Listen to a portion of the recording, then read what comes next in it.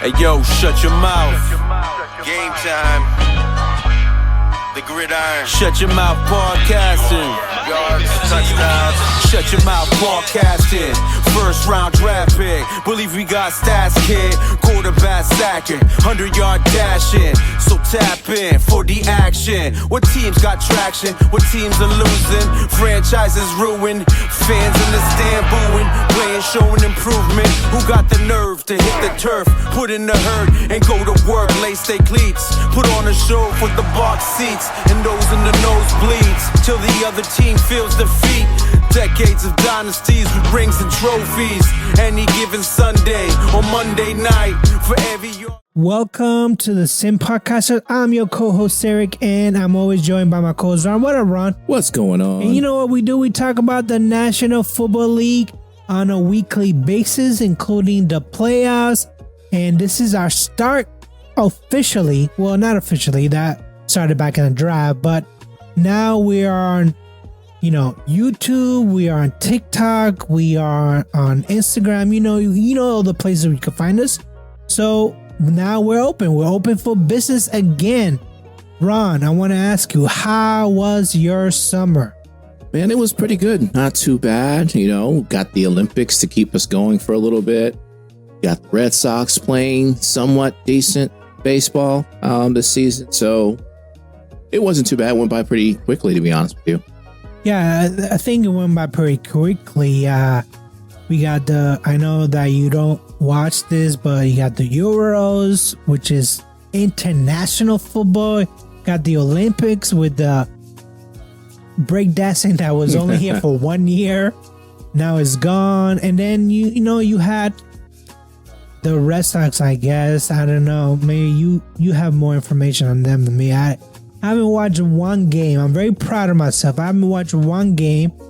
I do see them on the stands once in a while, and the numbers that I see they're not very enthusiastic, what to say. But now football season is upon us. Ron, how do you feel about Wilson, Fields, the new QB, the Arthur Smith era? Are you excited? This is more the same? Where you at with the Steelers? Somewhere in between excited and terrified, because listen, it's a huge year, obviously, for both those quarterbacks and their futures, our future. We don't have anyone under contract for next year. My opinion, it was a huge year. It's a huge year for Mike Tomlin, even though they extended him already. We'll see. Lots of expectations. We got a decent roster. We'll see how it goes. And today we have a special treat for you guys. We are going to review the Giants roster from top to bottom, and we're also going to do our predictions. We're going to be joined by our good friend Chris, friend of the pod, and then we're just going to talk about the New York aura, the New York phenomenon that is Daniel Jones, I guess. I don't know what else to say, but there's some good things. We see a light at the end of the tunnel. Do you see a light at the end of the tunnel for the New York Giants? Yes, I think they are on their way, but they still got some pieces that they got to improve on for sure. Heading in the right direction, but it's probably going to look a lot different next year, top to bottom. Quarterback, coach, potentially. So do you think that they clean house then? Do you think that you think that there's an if here, or it doesn't matter if they win or lose? It's time to clean house. I think we're getting to where it's time to clean out. But yeah. I also think that they've done things to improve their team. No, I think that I agree with you. They have done a lot of things, like personnel wise. I just don't think that the front office is there yet. I don't think that they're spending the money wisely, as you would say. But we got that coming, so please stay tuned. And then after that, we do the Pats, and then after that we do the Steelers, and then after that we'll have our awards, over and unders, the Super Bowl picks, etc. in week 1. So yes, join us. This is gonna be the season. when it comes to New England Patriots, I'm not as excited as you are. I think that this is going to be another awful year. And I'm excited about Gerard Mayo taking over, but I just don't feel like anybody wants to play there. I feel like Tom Brady was a draw. People were actually drawn to play there. I just don't know if that still happens, but we'll see. This is, again, we're in August. Anything can happen. I'm not going to put them back to shame until it's time to do the roster review and our predictions. But, hey, I can't complain. I can't listen. When you were on top of the world for 20 years, basically, I can't really say that this is terrible. So I'm not there yet. I think I read somewhere that it takes like 5 years. Well, this is year 5, right? The last time that we won a playoff game was when we beat LA Rams in the Super Bowl, and that was 2019. So the 5 years are coming up, or basically it came up when February 2024. So listen, please trust the process. It's a process, and I'm trusting in the process, Ron. I'm trusting the process. So I'm not gonna be too judgmental. So and that's it. Here it is for all you to hear, the Giants review. Ron, what do you give this roster? I gave him a C-, man. I don't know what to say about Daniel Jones anymore. I honestly thought like this would be a good competition. I was hoping to see Locke out there. He got hurt last week or whatever. I thought he'd play well enough to compete with Daniel Jones, but this, I don't know. We'll see. We'll see if Daniel makes it, through the entire season. He has to. It's a big year for him, man. He has to step up. I like Locke, as a backup for sure. And I like DeVito too. So those guys will be okay. But it's all about Daniel Jones. I just don't know about. I'm with Chris on this. I gave him a D. I know the last 2 years I've been giving them F on the QB position because I really detest Daniel Jones at this point because it's like you get a big contract, for some reason you sucker the Giants into this big contract. That was the going rate, man. I don't think it's a sucker move at all. That was just the going rate. It was the market. I know. Right? That's an easy excuse it's to say, like, excuse. it was a market. You could have drafted a rookie quarterback and do like a 5-year deal on that rookie quarterback, but you got basically, between a rock and a hard place. You gave Daniel Jones all this money. Now he got injured last year, so I cut him some slack. But I mean, we'll get to the wide receivers, but you basically gave him a number 1 wide receiver play with.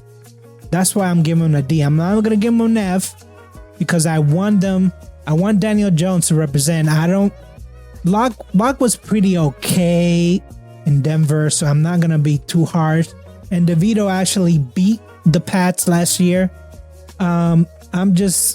It's all going to be a Daniel Jones. Cutlets, baby. It's going to be a Daniel Jones. So I think, and he's a North Carolina QB, so I can't go too hard on him. But D, can't. This is a step up from F to D, so I'm actually giving him a chance. Chris, I'm actually giving him a D for Duke. A D for Duke. That's right. He didn't look too good today, man. No, he was not too good today. But then he started out rocky, right? Again, like we were talking about pre-show, some bad business decisions, right? I think trying to get his feet under him. I would rather those mistakes come in week 2 of the preseason than any week during the actual season. But then he started getting into it, right? He had some pretty good throws to Neighbors, who I think is going to be a young stud for sure. And then he hit Darius Slayton on a deep shot, down the left sideline, 1 yard shy of scoring. So I think the accuracy is there, right? I think for him, it's going to be mental this year more than anything else, right? Mental from getting back from the injury, mental from everybody's going to be honing in on him from a media perspective and a fan perspective. Like, hey, you're the quarterback, you're the lead guy. So he just has to not crumble. I think that's the biggest thing. Chris, what do you give the receivers on this team? I like the receivers, man. I would give him a B-, right? I think Malik Neighbors is going to be a star in this league for sure. I like Slayton. I like Wan'Dale Robinson. I feel like he's the X factor. Hyatt is explosive. Isaiah Hodgins is explosive. So I would give him a B-, right? Like, I think they are, none of them are a super bona fide superstar yet, right? I feel like Neighbors is going to be the one to get there. But I think collectively as a unit, because there's not a bona fide star, that the ball is going to be shared around, right? So you can't just key in on one person, which is going to allow for some explosiveness and some people to get open and things like that, right? So I would give him a B-. Ron, you agree? For the most part, yes. Everything he said except for the grade, I gave him a C. I think they're somewhere between like midfield, middle of the pack, basically, in terms of wide receivers roster. Neighbors, I think he's going to be a beast. Hyatt, he is what he is a speed demon. Wendell Robinson, we'll see what he can do. Shifty receiver. I think they got some pieces. They're heading in the right direction for sure. This isn't the same like Giants team from like 2-3 years ago. I have no options at receiver. I think they've made some effort to better that roster at the receiver position. I think they're heading the right direction. They might need to pick up another piece next year, but I like this. I like the direction that they're going. Yeah, I'm in agreement with Chris on this one. I give him a B. Malik Neighbors is going to be a star at some point. I just don't think it's Daniel Jones that's going to make him a star. Robinson, speed for days. Then you have that guy from Tennessee. What's his name? Jalen Hyatt. Yep. Hyatt. He's super fast. I think that the wide receiver room is good, but it's not that good if you can't get them the ball, right? They need to get the ball.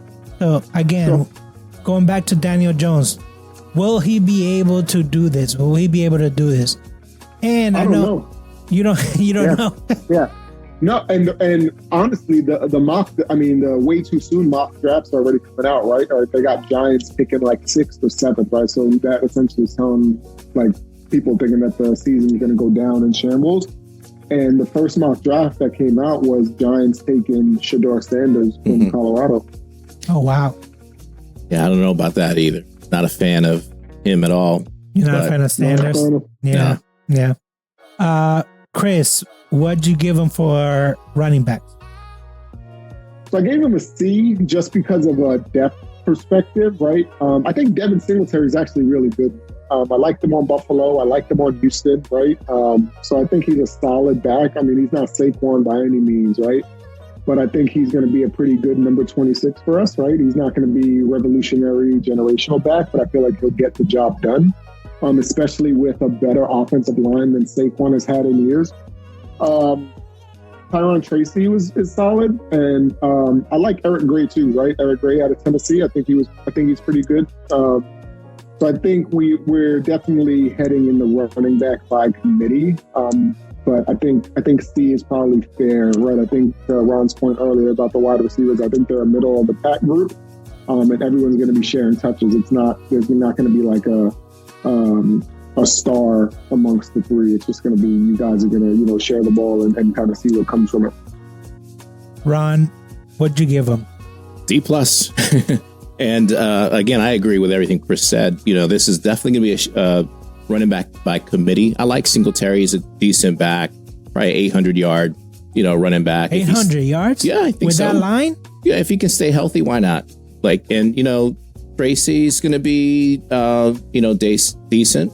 Eric Gray looked pretty okay, but listen, this is honestly like if you look at the roster compared to other teams, right? It's probably on the back end, further back end. So I gave him a D+. I think, and we'll get to this at the end about Saquon Barkley, but that, that probably was the right decision when you look at the financial pieces to it. So I'm okay with them moving on. But I think at some point they're going to have to address the running back position with somebody a little bit better and get out of the committee. The committee running back rooms don't tend to work unless you have like a superstar quarterback. Yeah, that's what I was saying. Like, I don't know. No, I think it's the opposite though, right? Like, I think the reason why we do running back by committee is because we can't rely on anything else. So we put the running back by committee in place because, we have to be able to get this ball out. Ironically, last year when we had Saquon, when he was in the game, like, the playbook was designed for him. So everybody just keyed in on him, right? So when he got hurt and, which I'm assuming is going to happen this year because that's what he does, we actually started performing better, right? The ball started to be able to get moved around everywhere else. Defense couldn't key in on one person. So I think the committee is good. I think that's why the same thing is going to happen with the wide receivers. The same thing is going to happen with the running back, right? Like, we're going to have to be able to be.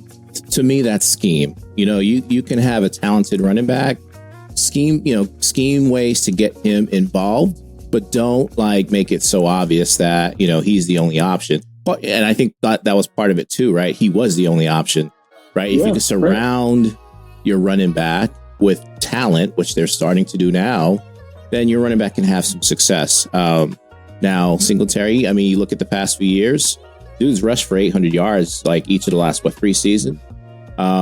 He's decent, serviceable. Yeah. That's, I guess, the best way of putting it. But he's not your franchise lead, running back. And I think every team's goal should have, to be in the top 15 at every position.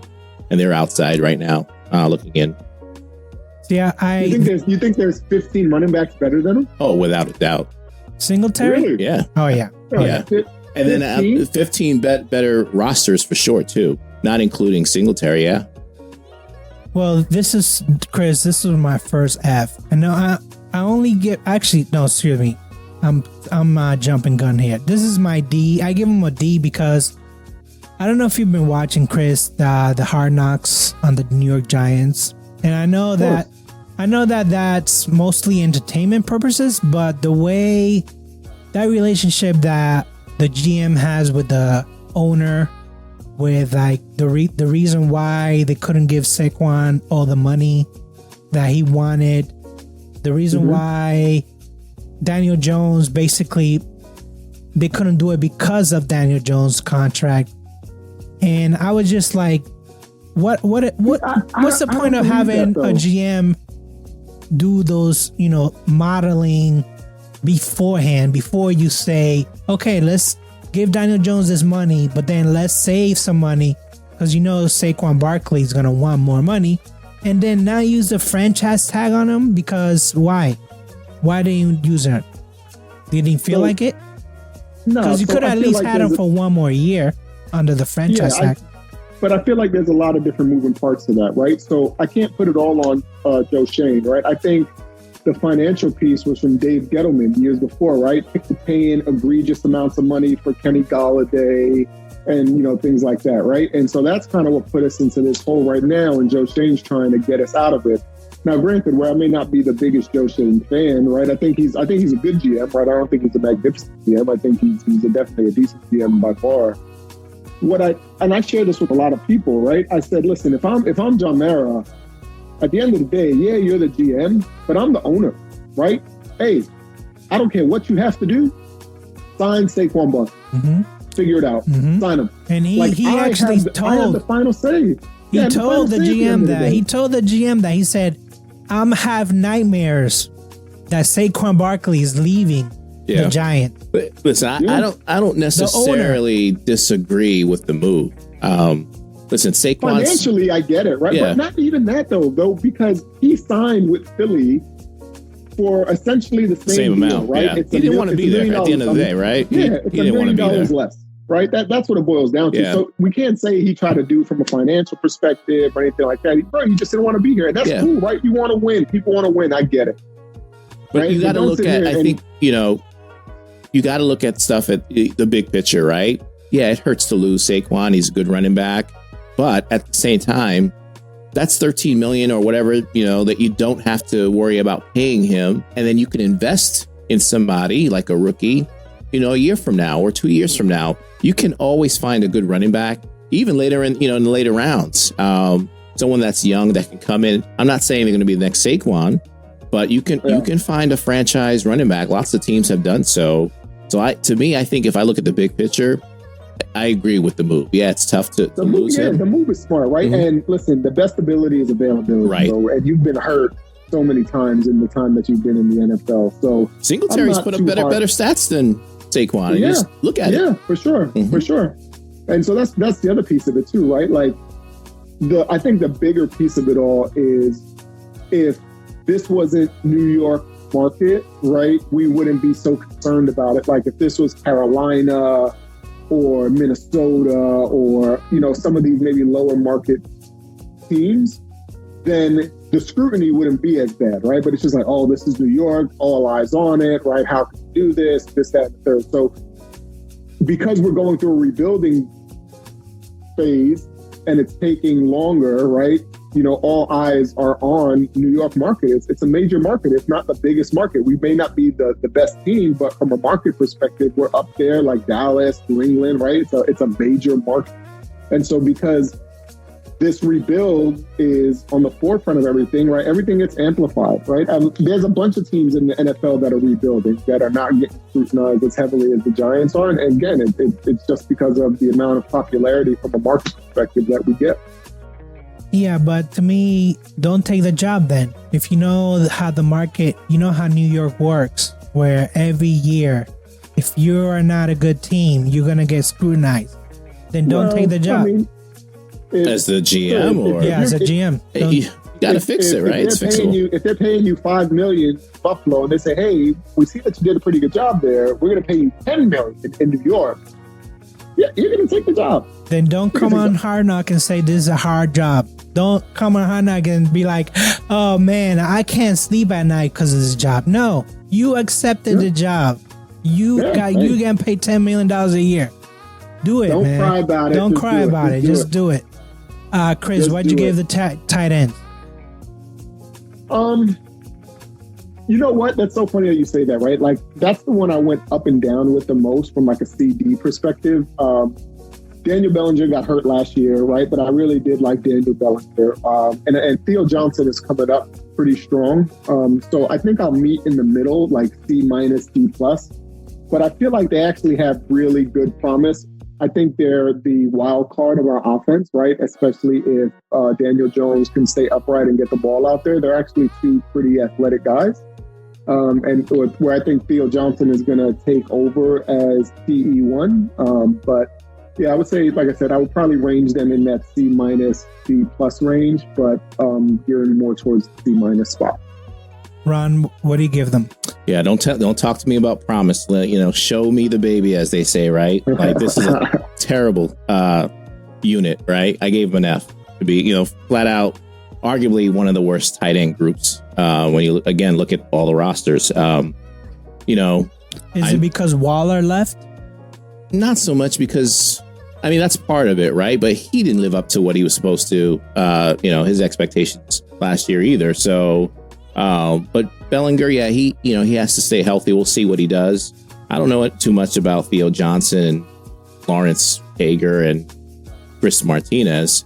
But there's, these are guys I would think that you'd want to look at next year, the year after, and try to upgrade, right? I would imagine this is the top of your priority for the next couple seasons to look at the draft and try to find a tight end the first 2 or 3 rounds. This it's probably one, like I said, one of the bottom 5 units in terms of tight end. I'm with Ron on this one. I also gave him an F, and mostly because Waller left, which basically he was basically a receiver, right? He was an option for the receiver, but the same thing. He just didn't have a really good quarterback. Bellinger, Chris, you sent me pictures. He put on some muscle, but what does that mean? You just said availability tops. Is he going to play? Is he going to stay on the field? I don't care how many muscles and pecs and all that, you flex. If you can't stay on the field, what's the point? What's the point? So I went. I honestly think Theo Johnson is going to take over the starting spot. And granted, right? Like, you're a Pats fan, Ron, you're a Steelers fan, right? So you're not heavily invested in like training camps, stuff like that. So like when I'm watching it or reading up on it and stuff like that, all the news that I get out is, Theo Johnson is performing better. But granted, right? To your point, Ron, if they're a lower ended or a lower tier person, like, it doesn't take that much to get above that person, right? But I like them, right? And I think we get jaded because you have like the Fryermuth of the world, Dalton Knox, Kittle, right? Kelsey, people like that. We're like, man, these tight ends are like worldly. You know what I mean? If we can just focus in on the tight end position, hey, block, pull your normal, like Jason Witten type things, like 5 and out, 10 and out, 5 and in, 10 and in. I think we're good. I'm not looking for you to be Travis Kelsey, bro. I'm not looking for you to be George. You're going to run back the same offensive that you had last year. And then this year, and we'll get into it when we do the defensive review, we're going to talk about a whole new defensive coordinator, which I actually do like. I do like the defensive coordinator, but we're getting ahead of ourselves. Chris, what do you give this O-line? I give them a D+. I do like the moves that they've made in the offseason with, Illuminor and Runyon and stuff like that, right? Andrew Thomas is all pro. He's really, really good, so I don't have a concern there. And JMS, I think he's a decent center, but I got to see how they work, right? Like, you could have the best skill players on the field, but if you don't have people in the trenches, that's where you win and lose games, right? So I got to see how it is, right? Evan Neal is not playing right tackle, which is good. I think that's a huge liability for us. Joshua Akitu is horrible, right? So I don't think he should be on the field playing. So I just got to see how they blend, right? And so I reserve the right to change it later in the season, but so for right now, I give them a D just because I haven't seen them collectively work as a unit. Once week 1 starts, we'll see how that changes. Ron, do you agree? To a certain extent, I do. I rated them higher. I was a C+ here. I love the moves, like you said, that they made in the offseason. And I think, it is going to take a little bit of time for them to gel, which is fine. And I'm not losing hope yet in Evan Neal. I know he had a kind of a miserable season, but he's still, this is his second year that he's going into. I wouldn't give up on that just yet. I think they're going to be fine. I think they're heading in the right direction. I think they have a chance to be pretty decent. I think it's certainly going to be better than they were last year. So I gave them a C+. Yeah, I was in the same realm as Chris. I gave him a D because last year the offensive line was basically their downfall. I think they were like either last or almost second to last in sacks given. They couldn't score any points. It was based on that offensive line. And I always say, if you don't have a foundation to a house, it's going to crumble. You can have the best receivers, you can have the best quarterbacks, you can have the best running backs, but if you don't have people blocking up front, it's gonna fall apart. And I think that they do invested a lot of money on the new guys, the Iranians, but I want to see them like gel, right? I want to see them and for some reason, the preseason is just not happening. Yeah, and I didn't get to watch any of today's game, but I just think that I love the moves with the offensive line that they made. They were aggressive going out to get some of those guys. So I think they'll be okay. I'm not overly concerned about their offensive line. All right, let's get into the defense, Chris. Yeah. There's a new defensive coordinator in town. They got him from Tennessee. I think he's going to bring some schemes, but let's talk about linebackers. Chris, what's your grade? So let me ask this question, right? Let me answer a question with a question. When we're talking about linebackers, are we considering Thibodeau and Burns part of the linebacking core, or are they part of the front four? I right? did. Because I consider them in my linebacker. Yeah, rank. I mean, even if they're outside, it's outside linebackers, inside linebackers, anything. Even if you're an edge rusher, you're considered a linebacker.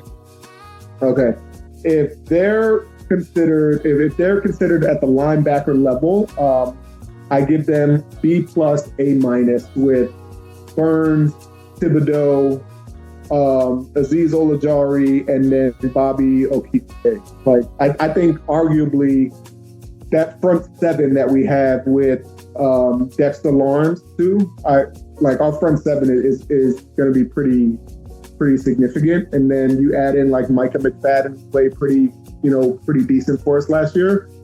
So from a linebacker's perspective, I think we're definitely in that like B+, A- range. Ron, you feel the same way? Oh, absolutely. I gave them an A. I think they're top 5 for sure. That unit, they're going to be the real deal, man. Burns is Dangerous. huge. Yeah. Thibodeau, he's just getting started, man. He's still trying to find himself. And once the light goes on with him, double-digit sacks like every season. I can see that coming. So they got a great linebacking crew.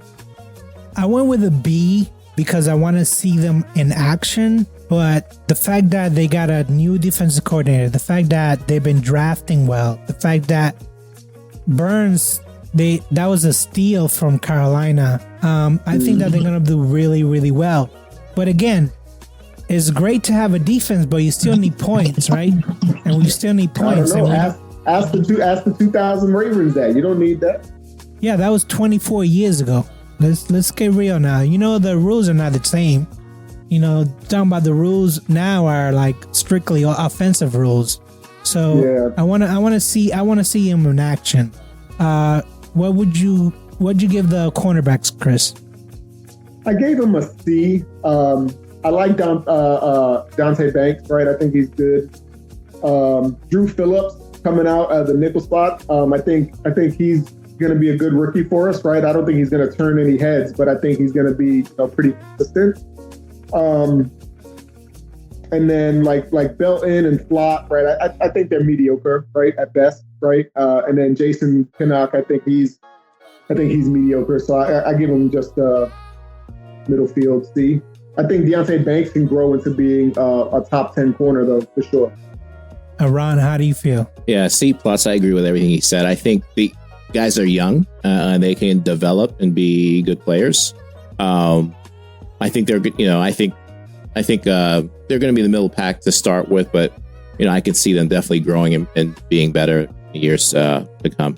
So we're all in agreement on this one. We all went with C's. Wow, it only took like 8 different positions. Safeties, where are you, Chris?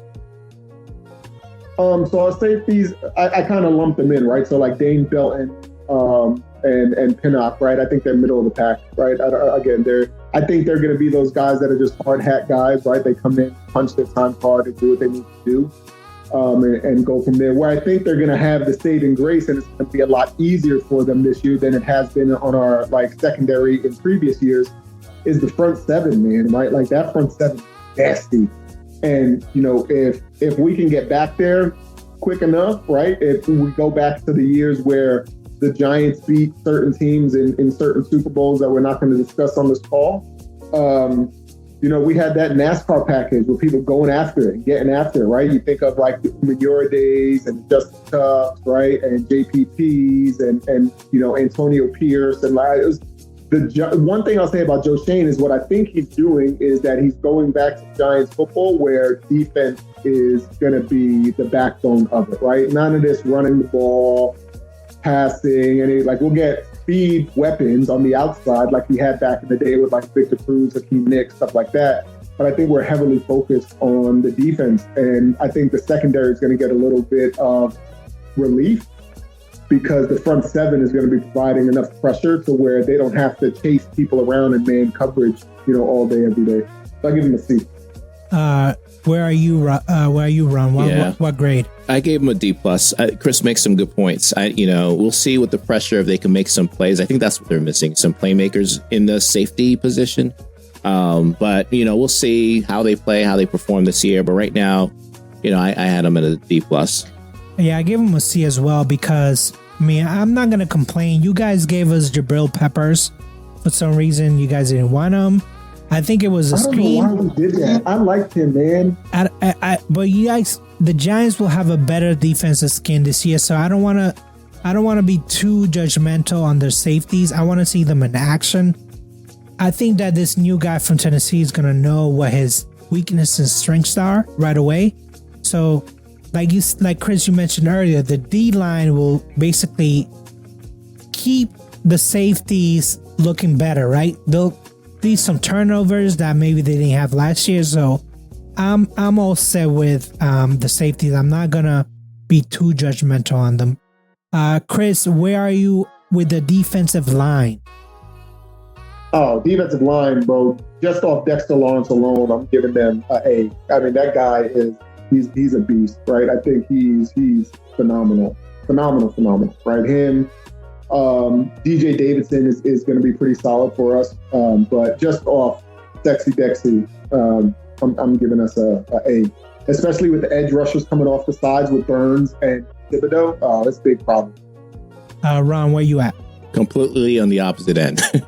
I gave him a D plus. Love Lawrence, great player. One player doesn't make a good unit, unfortunately. So I got to see some more from the other guys. We'll see with the outside pressure now if that frees them up maybe to make some more plays. Potentially that'll happen, but I think they're okay.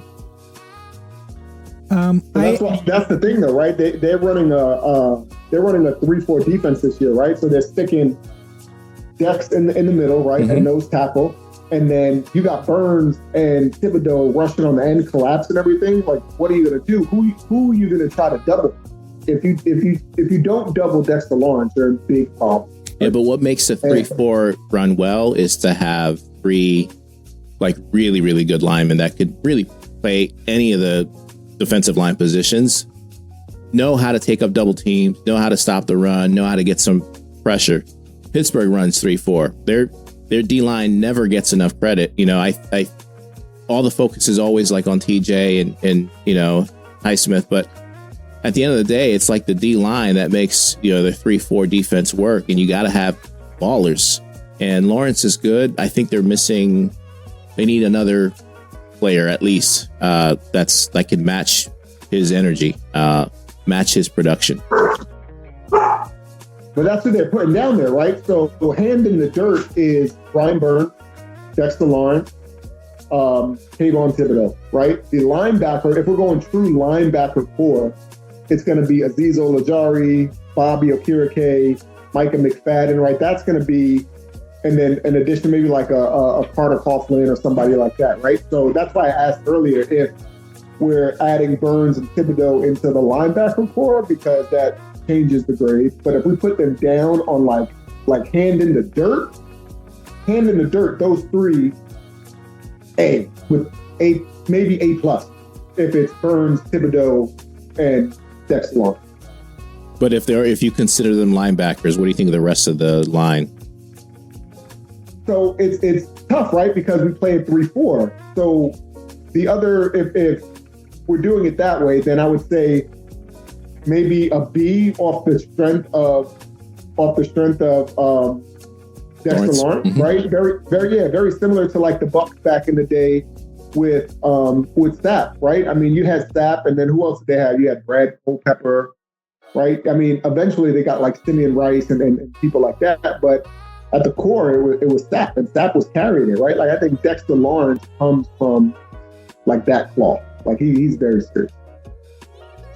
This is kind of interconnected. I think that with Thibodeau, the linebackers are going to be so good that I don't know if the D-line will be as dominant. They'll need to be as dominant. That's why I like this defense, because if the linebackers are doing great, then the D-line is doing great. Because you don't have to double team those linebackers that are coming at you, whether it's Thibodeau or the Ward or whatever, whoever the linebacker is. You're gonna have to like two people on those guys. So I do have hopeful that this D line will actually be much improved from last year. So I like the Giants defense overall a lot. I like them a lot. Yeah. They're definitely the backbone of our team for sure, right? And our new defense coordinator, we're gonna blitz, man. Like we're coming. We are coming for you for sure, right? And I mean, you got to stop them, right? Those three players, Lawrence, Burns, Thibodeau. I mean, you can only double team so many. If you double team two of them, it's one-on-one with somebody. And I'm taking my chances with one of them against one of your guys, for sure. For sure. Okay. All right. So we like the defense so far. And this is going to be really fast. Chris, what do you think of the kicking team? Kickers. I think they're solid. I think Gano and I think they're solid, right? I mean, they're not Harrison Butker or people like that, but Gano's always been good. He's getting older, so I drop him down some. And Gillian, he's good, so I give him a B. Ron, where you at? Yeah, I gave him a C. I think they're middle of the pack, but I mean, a lot of these teams will probably be in the C range in terms of hunters and kickers. Yeah, again, if you trust your kicker, then you didn't score enough points, right? Or your defense was it was a really tight game and it came down to the end. I don't like the fact that the game is going to be decided by a kicker. So I went with the C as well. Chris, what about returner? I don't know if we have one solidified yet, so I'm going to just put not applicable for right now. Ron, where are you at? Yeah, I gave him a C. I agree with Chris, though. Not just who the returner is, but with these new kickoff rules, I think this is just tough to really... I don't like the new rule. Yeah. There's guys like, putting running backs back there. There's teams putting running backs back there. There's, they're mixing and matching like who's receiving. So I don't know what to expect from the return game.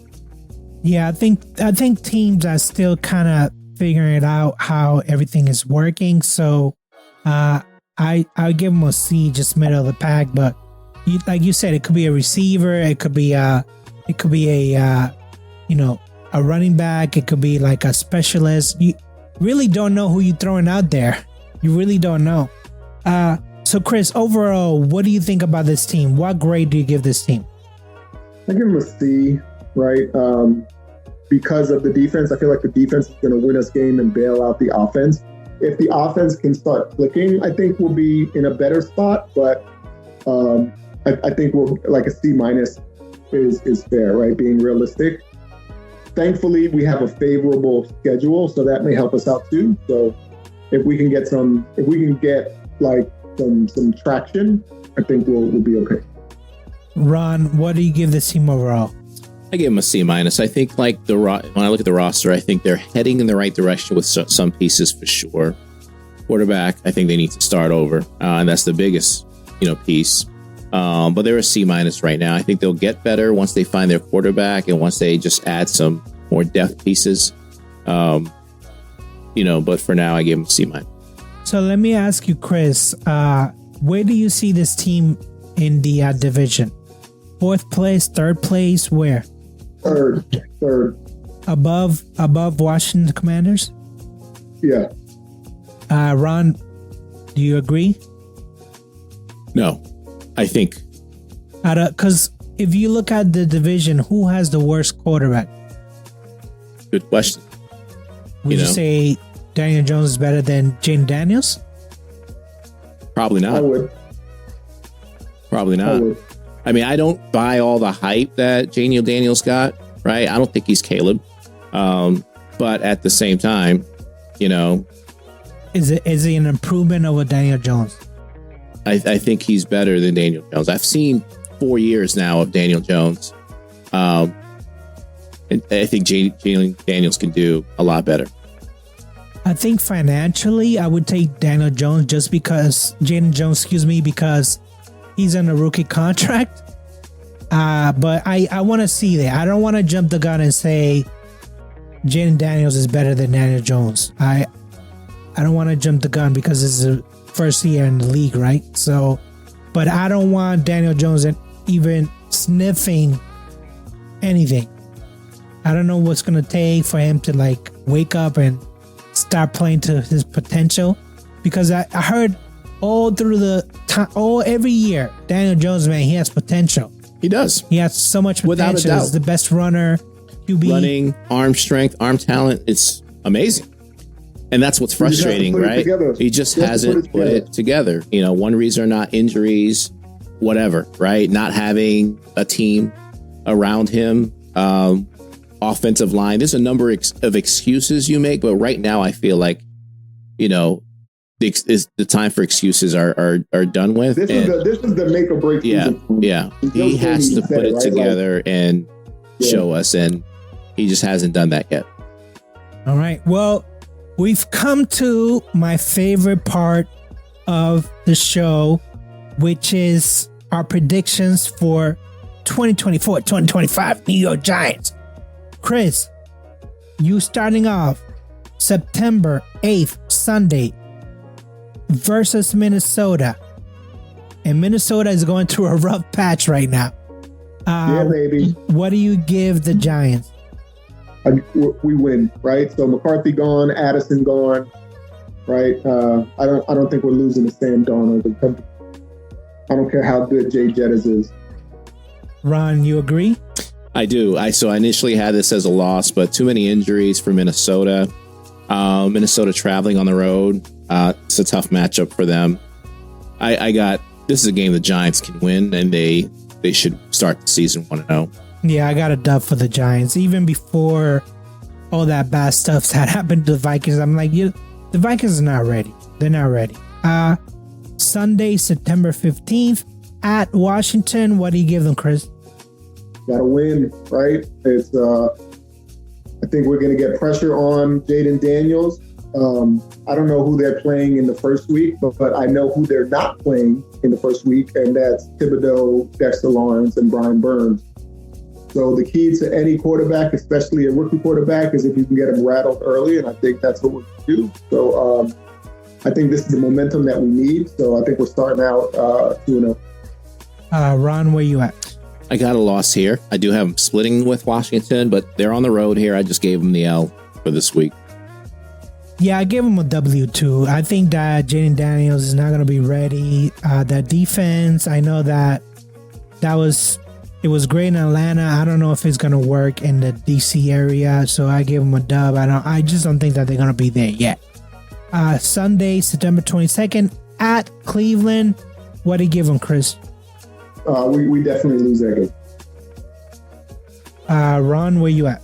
I gave them an L, and not because I think Cleveland's good. I think they're always overrated. But that defense is talented on the Cleveland side. They're gonna pressure the hell out of Daniel Jones.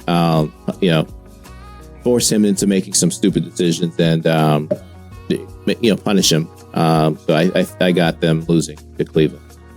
I got them losing too, and it was hard for me because you know how I feel about Watson. But I think the Giants lose this one for sure. This is a Thursday night game, September 26th versus Dallas. Chris, where you at?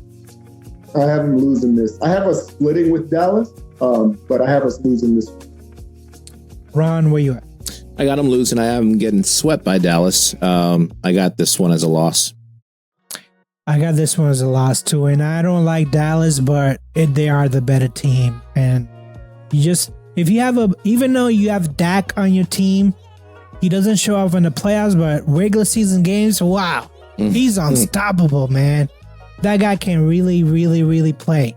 Sunday, October 6th, Chris, you're at Seattle. At Seattle, what do you give them?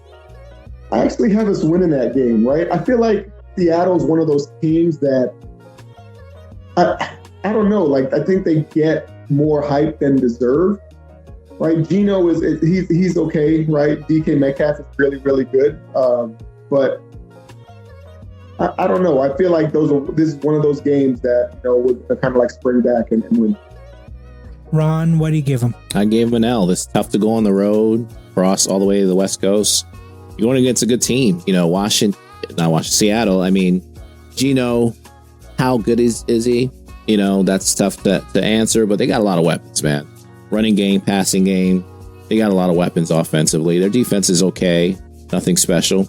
But it's tough to ask for a team to go all the way out there. And so I got them losing. So, Ron, you got them going 1-4 in the first game. Yep. Okay. I gave them an L2. I think Geno is good quarterback. I think that they took out Pete Carroll, but they put in somebody who knows what he's doing with that defense coordinator from the Ravens, right? He was with the Ravens. I just think it could be a close game, but it's cross country. I don't see the Giants winning this one. Sunday, October 13th versus the Bengals. Chris, what do you give them? I think they lose that game. I think the Bengals have too much offensive firepower with Higgins and Chase and Burrow, and I think it's just going to be too much for us. Ryan, you feel the same way? No. Here's one of my surprises. I think they're going to win this game. Whoa. Yeah. So Bengals, I keep hearing it every year, and Burrow is yet to finish like any of the last, 2 seasons. They lost their running back, right, to Houston. I think he went to. So, the offensive line, we know for Cincinnati, that's been a problem for the last couple of years. Why not? Burns, and this is the game the Giants' defensive linebackers can step up, right, and get some pressure on Burrow and sack him and stuff. So why not? I gave them a win here. I give them an L. I think that you got the Bengals. I know that they start out slow, but then towards the end of the season they figure it out. I think this is gonna be kind of like mid-season. I would say game 6. They haven't had a bye week yet, so I think they pull it out and they win. So I give them an L. Sunday, October 20th versus Philadelphia. Chris, where you at? It's a tough one for me, right? I kept going on the fence with this, right? I mean, granted, Philadelphia is the better team, right? But I think what they're going to try to do, they being the Eagles, right, and their coaching staff, is they're going to try to feed Saquon so much, right? And I don't know how beneficial that's going to be. I still think Philly's going to win, but I think the game is going to be a lot closer than what people expect. Ron, where you at on this game? Yeah, I got a loss for the Giants. I got Philly winning this. I do think it's going to be close. Last year scares me with Philly. I don't know what direction they're heading in, what last year was. But, they're the better team. They have more talent. That's without a doubt, so Philly should win. But yeah, I gave the Giants a loss. Yeah, I went with the loss too. I think this Eagles team, I don't want to jinx it by saying that it's a Super Bowl contender, but they're pretty stacked. And I feel like if Daniel Jones is not really ready to play and they have to basically count on Singletary, I got them losing this game.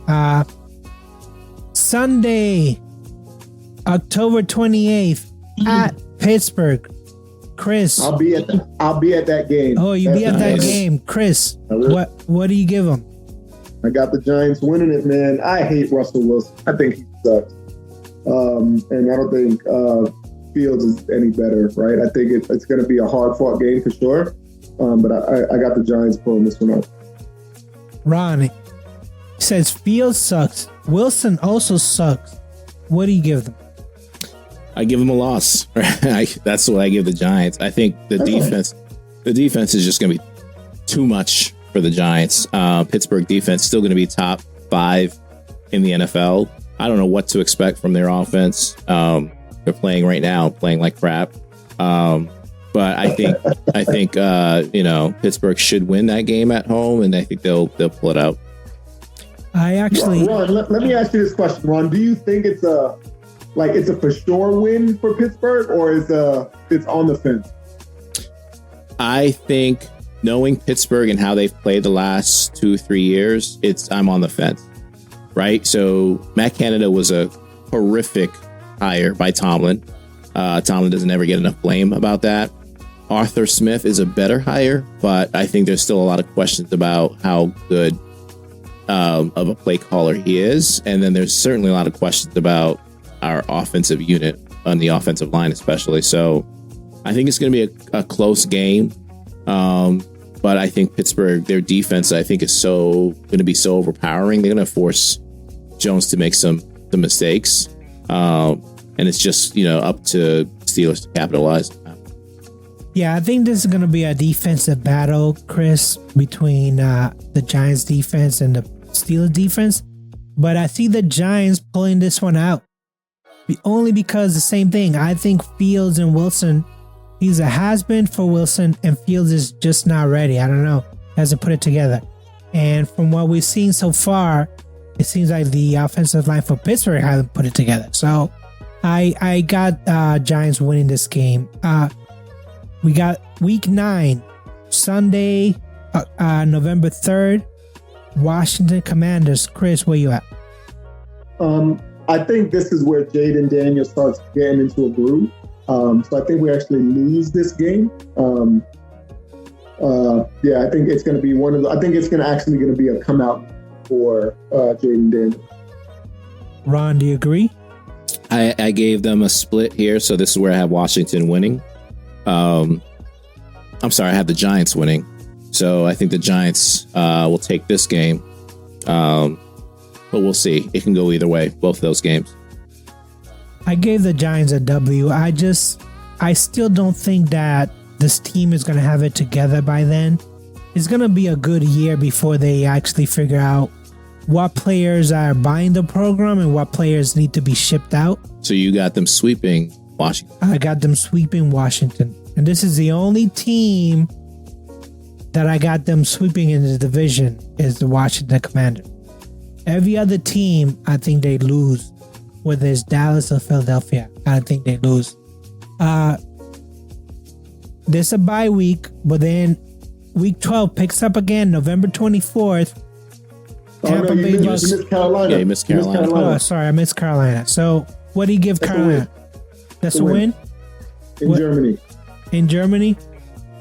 Ron, what do you give them? I don't care where this game's at. It's a win. Carolina, I think, is one of the worst teams in the league.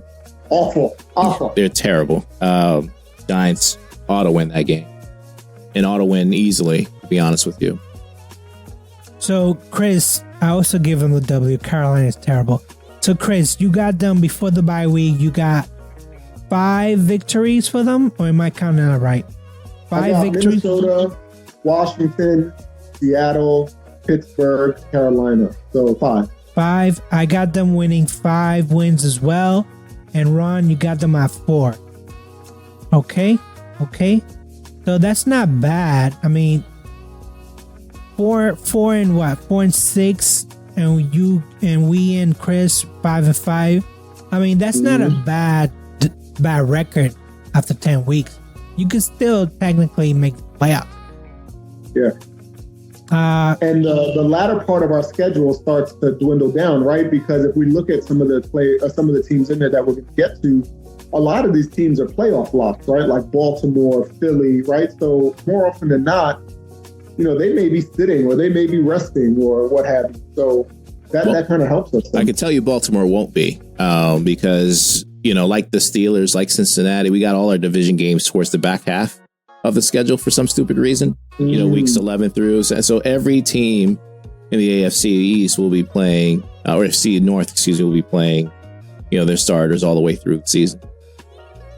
I didn't know that. So now we move on to week 12, November 24th at Tampa Bay. Chris, what do you give them? I feel like this is a win for us, man. I don't, Tampa lost I forgot the linebacker's name to Philly, right? I don't know, man. Ever since TB12 left, or they aren't who they are anymore.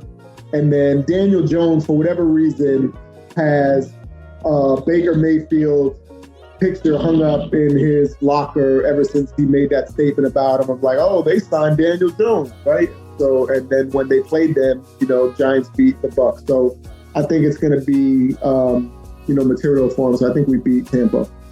Ron, you feel the same way? I do. Listen, I love Baker Mayfield. Love him.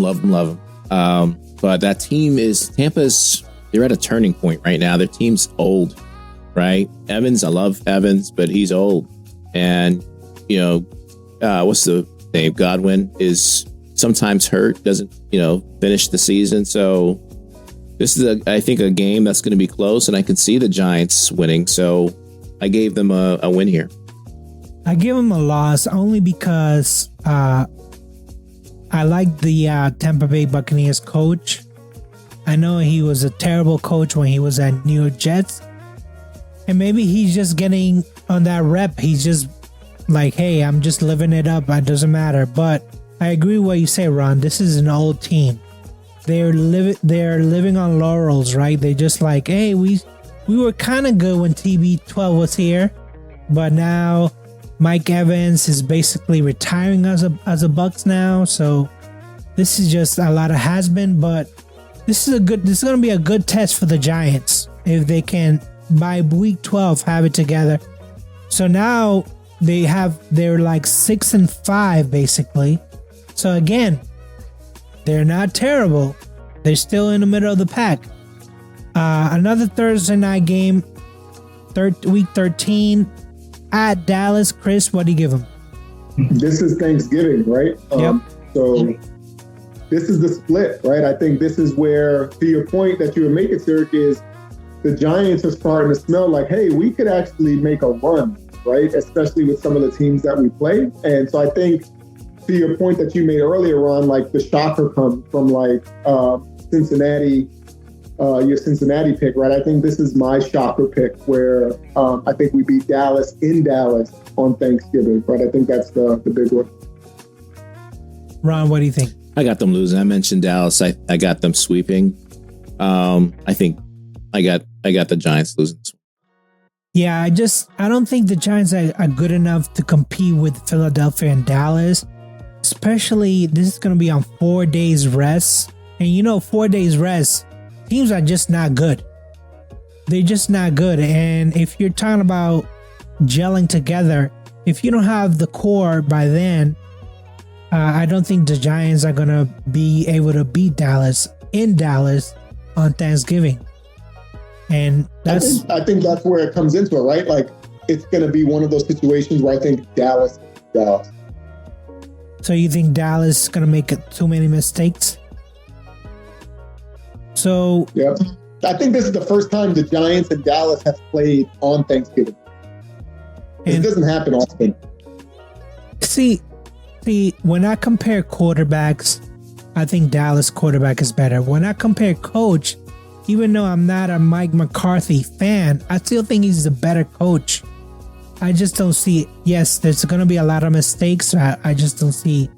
Dable is not there yet. He's not there yet. Sunday, December 8th versus New Orleans. Chris, what do you give him?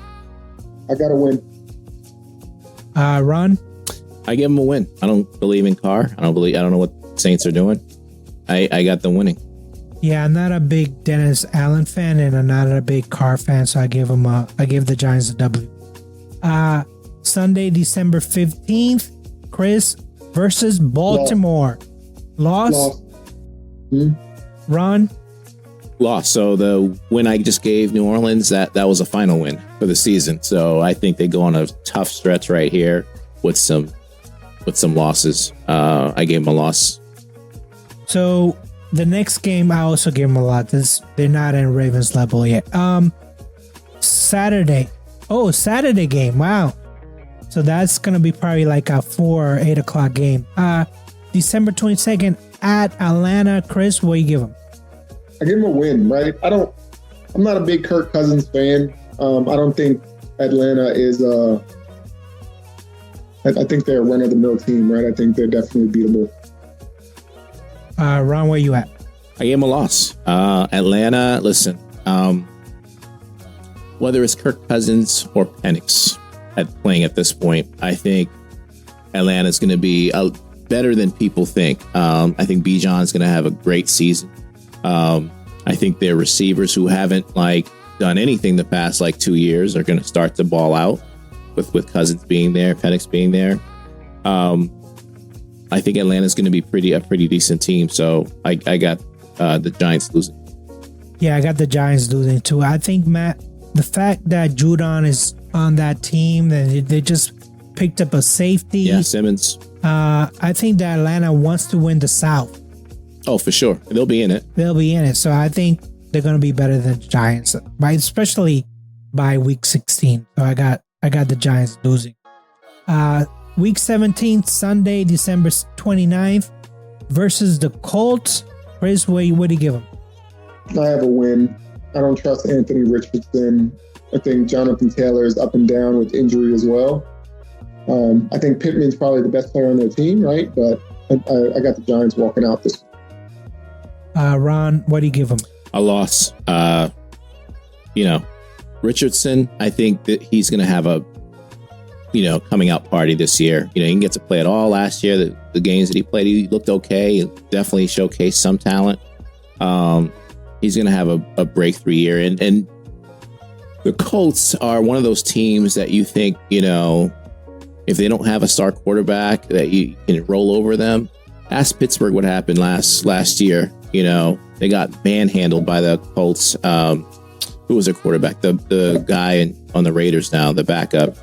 Minshew? Yeah, he tore us a new one, right? And that's when our defense was relatively healthy. So Colts are a decent team, and I think if Richards can just be halfway decent, they're gonna make a run for the playoffs. Yeah, I think that's why we win the game, though, right? Because to your point, he didn't get to play a lot, so this is really going to be like his rookie season. True, for sure. Well, this is late in the rookie season. And if he has, by here, he should definitely put it together. If he doesn't, then there's probably going to be some, questions about what they make a mistake with him or not. Yeah, I think with the Colts, it's going to be a close game, but this is at home at MetLife Stadium. I went back and forth on this game because I'm not really a Richardson fan. I think that he's a glorified running back. I want to see more of him. And when he was at Florida, he had a losing record, I think. I can't recall, but I see the hype. He definitely has a good build. He can score, but I don't know if he's ready. So I got the Giants winning this one. Philadelphia, January 5th. Chris? Well, this is a tough one, right? If it's very similar to how Philly played last year, right? They locked up everything. They were good, whatever the case may be. And they don't play anyone, we can win. But I'm going to give the Giants a loss just off of, being honest. I think we lose this game, especially that it's in Philly. Ron, what do you give them? This is the last game of the season for the Giants. Yeah, last game. For Philly, too. Fourth straight loss is what I got, and I got the coach getting fired after this game. So, they started off with a little bit of promise, right? They were, I think I had them, 5-6 at one point. But, I think this is going to be the final nail in the coffin for the Giants. So, Chris, you got them going 10-6, is that right? So I got them. I'm on the fringe of 10-7, 9-8, right? I feel like there could be a game in there that we, right, maybe take my heart out of it and say we lose the Dallas game, or we still win that game and lose the Seattle game. But I feel like we could be in that 9-8, 10-7 space, right? I don't think that we're going to go on a skid at the end, right? I feel like some of those teams are beatable for sure. But I feel like we're, again, a run-of-the-mill team. So run-of-the-mill team in my eyes is anywhere between that 8-9 to 10-7 world. So in your eye, you think that this is a 9-8 or 10-7? You think this is a playoff team? Because you can get in with a 9-8 record. So I feel like we're on the fringe, right? Again, we go back to last season. We finished 6-10, right? I think or something like that, 6-10. 6-11. 6-11. And so But 3 of those losses, Buffalo, the Jets, and then I think there was one other team, it was by under 3 points, right? Like, and so those, a flip of a coin, we win those games with makeshift offensive line, Saquon being out, Daniel Jones not playing, and we still almost went 9-8, right? And granted, I know if is the biggest word in the dictionary, but I feel like the core is still there, and I think we've made more improvements than we've had deficits. Granted, we lost Saquon, right? But we had, we drafted Neighbors, we revamped the offensive line in some regard. I think our defense stepped up, pretty heavily. So yeah, I think we're definitely better than last year. I'll say that. I think you're definitely better than last year's game, but you're not gonna make the playoffs in this division. I got you going 7-10, and this you can easily get 8 wins here, but 7-10 is not gonna cut it. And I do agree with Ron. Dable is fired. Schoen is fired. They just start from the beginning, start from scratch, and they have good players. I think the defensive coordinator, I think he stays if they do well, but 7-10, I just don't think that they're a playoff team. Ron, you got them at 6-11. You got them, I think at one point they lost like 5 games in a row. No. Well, yeah, I changed it up a little bit. I got them losing the last 4 in the middle of the season. I got them losing 4 straight too. So 2 losing streaks. I listen, 6-10. I think same record as, or 6-11. Same record as last year. It doesn't mean that they're not better. I think they are a better team, but it doesn't mean that your record's going to be any better. I think they're a team that is close. They're close to being on the fringe. But to be quite honest, like the difference between a 6-11 team and a team that's like 9-8 is not that large, right? It just takes a couple misses from here to there to get you over the hump. But I think, I don't know if it's Dable, I don't know if it's Daniel Jones or the combination of those two. I just think that they got to get that situation fixed. I think they got to look to make some additional improvements on the roster. And listen, by next year, the year after, this could be a team that is, in playoff contention, because I think they're doing the right things at this point. But the quarterback position is the biggest one, and they got to get that fixed.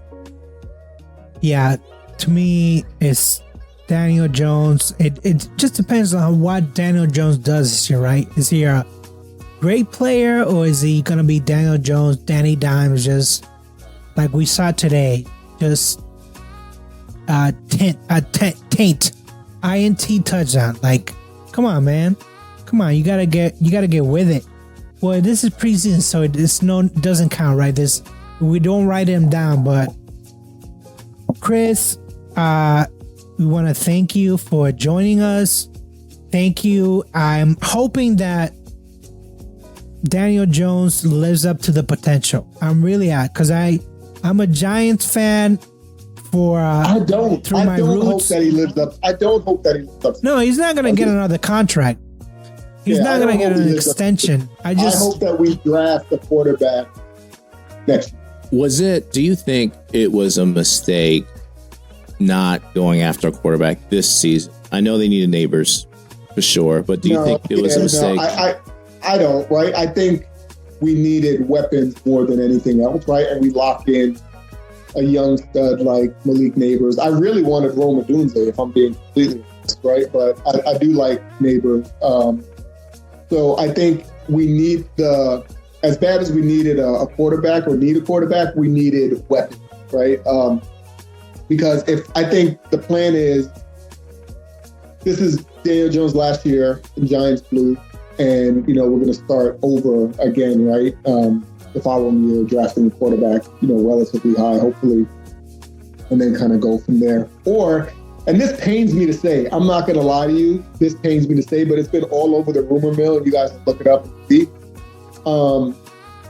There's talks of Dak leaving Dallas and the Giants having interest in him. So that's kind of like vomit in my mouth, but I mean, like you said, he's not a bad regular season quarterback. And, who knows? Do not. And listen, when we talk about the Steelers and Steelers, same situation, cannot get tied down to a huge contract. That's what I worry about with the Pittsburgh next year. Either Wilson or Fields is going to get a big contract from us. Yep. You cannot get tied down with a huge contract. And you see the rates, right? You're talking like 45 million plus. You cannot get bogged down with a big quarterback contract and put yourself in that situation again. So if I'm the Giants, I'm staying clear of, Dak Jones, and I'm looking, just to, in the draft somewhere. I might bring somebody I like agree. Luck I agree again, sure. But you got to go on the draft and see what you get. I feel like that's a New York thing, though, right? Like if you look at all of the New York sports teams, and I'm talking across the the four majors, we always try to sign the big name, right? Whether they're in their prime or not, right? And we wind up spending a ton of money, right? Look at the Yankees with Giancarlo Stanton, right?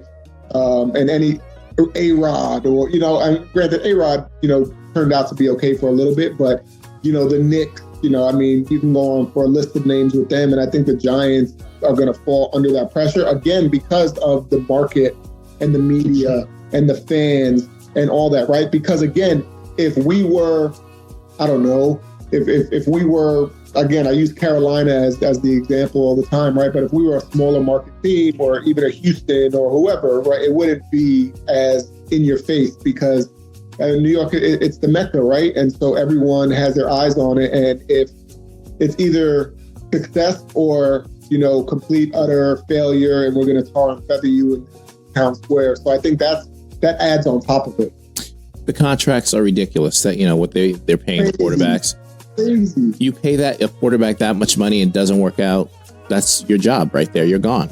Right. So, and that sets you back years, not like 1 year. It sets you back years. So why not start over? Find a rookie that you can develop. Might take a year or two to get them there, but it's certainly cheaper. The expectation is leveled a little bit, right? You're not going to have a high expectation like you would if you were to get someone like Dak. That would be the approach I make. And I think that was my biggest complaint when they gave Daniel Jones that big money, because it was like, oh, the market predicts it. You know what? Then now you're screwed, because now you're tied to this guy who you don't know if he can take you to the Super Bowl. You don't know if he's gonna get hurt or he's gonna get a neck injury or whatnot. To me, I'd rather go with a rookie, have him on the 5 years, develop the team under this rookie contract, and then if he's earned it. But when did he get his contract? What year was it? Like 2 years ago? 3 years ago? 3 years ago? Three now. So that was the year, if I remember right, like there was no first round quarterbacks outside of Kenny Pickett. Right? So like what options did they have other than to... None, and that was the issue, right? Yeah. They felt that it was easier to find another Saquon than it was, or let me not say that, but it was easier to find another running back than it is to find a quarterback, right? Because the quarterback, to your point, right, they're the head of the offense, right? They have to know everything about everyone and where they go and every play and every scheme and every alignment, every audible.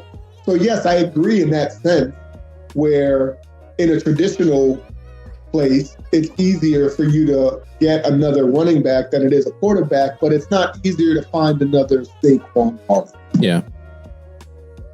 That's what I mean is, and you what I'm saying is that you have to... 5 years. It was 5 years. He came in 19. So you have to say to the owner, be like, listen, would you want to keep Saquon for this, 3 years, 2 years, or do you want to keep Daniel Jones for 5? And be tied up to Daniel Jones for the, $40 million a year. We might not get what we want. So that's what I mean. It's like, yes, we're going to be terrible because we have a rookie QB, but if this rookie QB doesn't live up to his hype, we can just draft another rookie QB. Yeah, it comes back to the options, right? Yeah. Whatever options you have, that's what you're going. If you don't have any options, if you don't feel any in love with any of the quarterback prospects, then it's Daniel Jones. That was kind of the position they were in.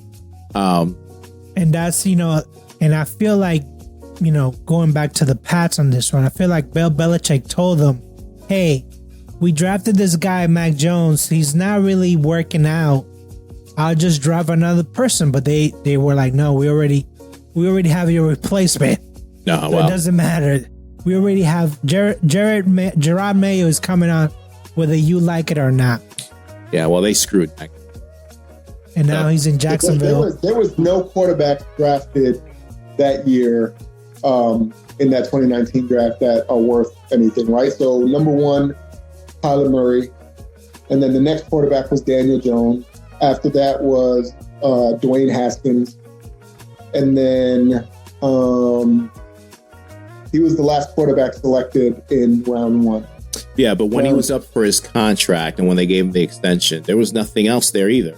That's the point I'm making. That's exactly what it was, right? They felt that it was fair for them to, again, keep a quarterback that knows the system. Yeah. He's with Mike Kafka, right? They don't have to. That's the hardest part, right? Learning that gel, whatever the case would be. I would guarantee you that they would not, right? If he was up for a contract last year or this year, they would have said, hell, there's way too many good quarterbacks in this draft. Oh, sure. I'm not giving him that money. Like, so it's all about timing too. That's a big part of it. And I think, their back was up against the wall. You might not like the fact that it's $40 million or whatever it is, but that's what the market is. And they were like, quarterback market's not good. Do you think that and granted, I say that because I'm not making $40 million, right? But do you think and TB12 did this a lot, right? But I'm not comparing, but I'm just using it as the analogy. Should Daniel Jones said, hey, I'm willing to restructure to get more coin to Saquon and still allow us to do what we need to do, right? Like, I feel like a lot of fans, myself included, was like, bro, you know damn well you ain't worth $40 million. Yeah. Go ahead and shave them off and allow us to give a little bit more to Saquon, right? I think that would have been good. And then if we did that and Saquon still left, then you're the villain for sure. Yeah. Right? Like, we try to do everything we could, but hey, go get Ayuk. Ayuk wants out. You got money, right? I want Ayuk bad. Yeah. Go get him. You need some more weapons. Tell Daniel Jones take a little bit of pay cut and go get Ayuk.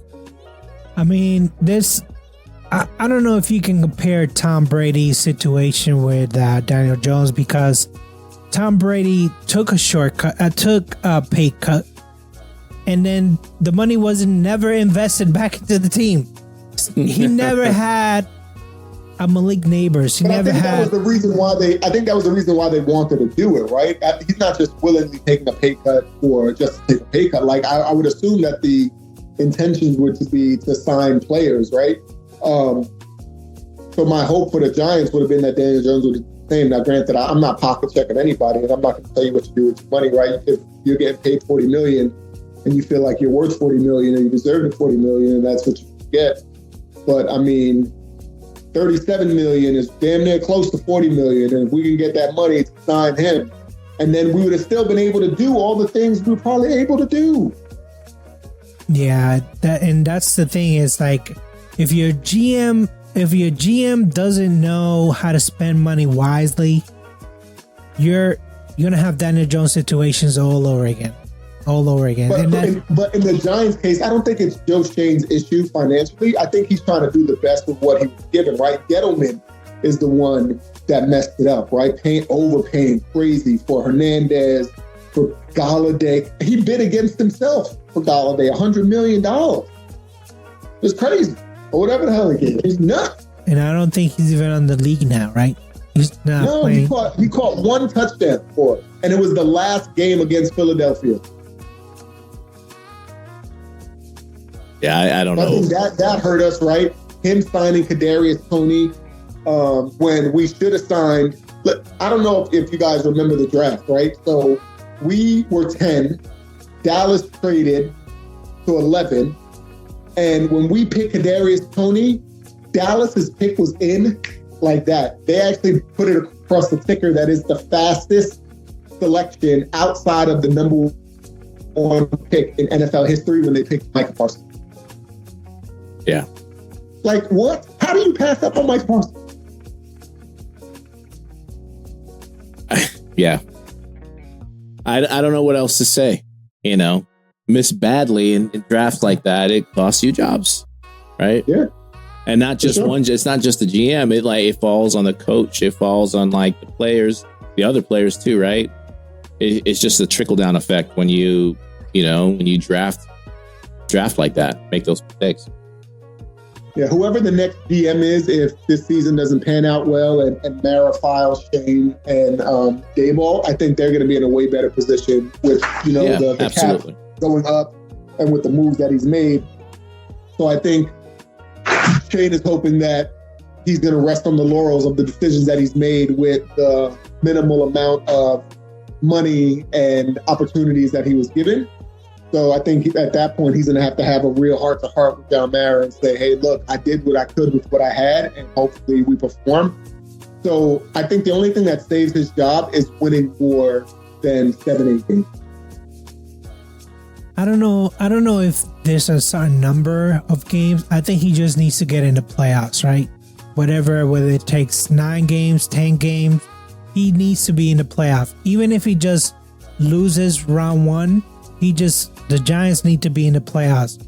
And what is it? 3 wild cards or 2 wild cards now? Something like that, yeah. Yeah, they just need to grab one of those wild cards and get in. And Daniel Jones needs to look good doing it too. Right? I think the schedule is favorable, right? I think we can pull out some, squeaky wins here and there, right? Especially if we're clicking, and the Giants are one of those teams that, they're like a gnat. You know what I mean? Like they become annoying, and somehow, some way they pull things out when they shouldn't. We are the epitome of playing.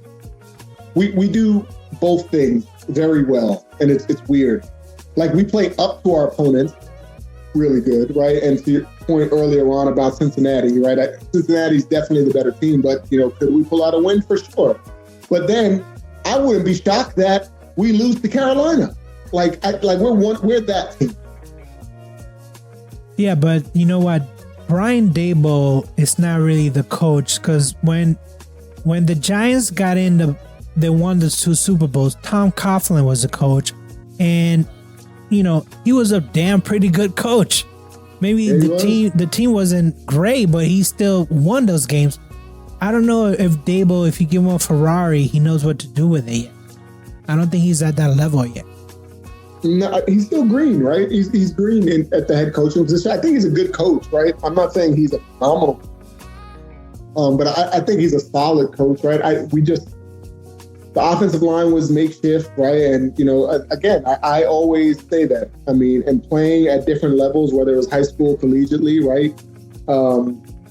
You could have all the skilled players in the world, right? And they could be phenomenal, but if you don't have a good front 5, you're going to lose, right? If your quarterback is like a deer in headlights, just like Daniel Jones has been over the last couple of seasons, there's nothing you can do. And then sooner or later, like, even when you do get time, that fear, like that clock is ticking. And then that's when you start making bad choices, right? And so we're hoping, and that's why I'm glad we got 2 games that are, relatively winnable games coming out early with Washington and Minnesota, so we can start getting some confidence, right? And then, we go into a little bit of a tougher run. But as long as he's not in this like hike one Mississippi and they're in his face, I think we'll be okay.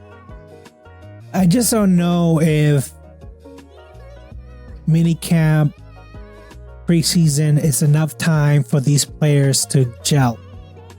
So yes, it will be only 3 games now. Yeah, especially now that they cut the game short. Going 2-0 the first 2 weeks will help the Giants a ton, because we know that down the road it's going to get tough, but it helps with confidence. And once you're confident, you can win, then absolutely. Getting off to a good start is important. Yeah.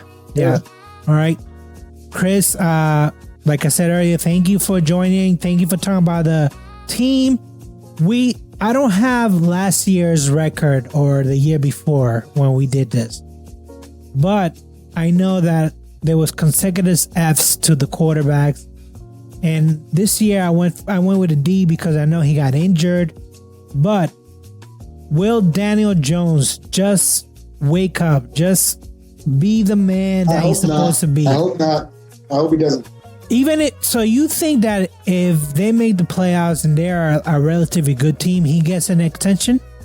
This is what I would say, and this is probably a hot take. I would rather not make the playoffs to be done with Daniel Jones. Is he the starter for all 18, 17 games this season? Barring no injury, yes. Not because I think he should be, but I think they're invested in him, right? If they pull him at any point during the season, you're done. You're fine. Yeah, I think that they'll eat those $40 million. Oh yeah. Denver just did that with Russell Wilson. Yeah. Well, Denver is owned by the Walton family, which owns Walmart. So, yeah, they got money. They got some money. They got some money. Yeah, they got some money. Ron, again, thank you for joining. This is our first show of the season. This is just gonna kick it off. Next week, we're gonna do the New England Patriots. We got some people that are gonna join. That feel the same way, Chris. This is a top 3 pick team next year. I'm glad that we got Atlanta's pick because we're gonna have a lot of draft choices, a lot of draft capital. But anyways, I want to say thank you, Chris. Peace out. I'll talk to you when I see you. Take care, man. All right, guys. Have a good one. Thank you. Right, thank you.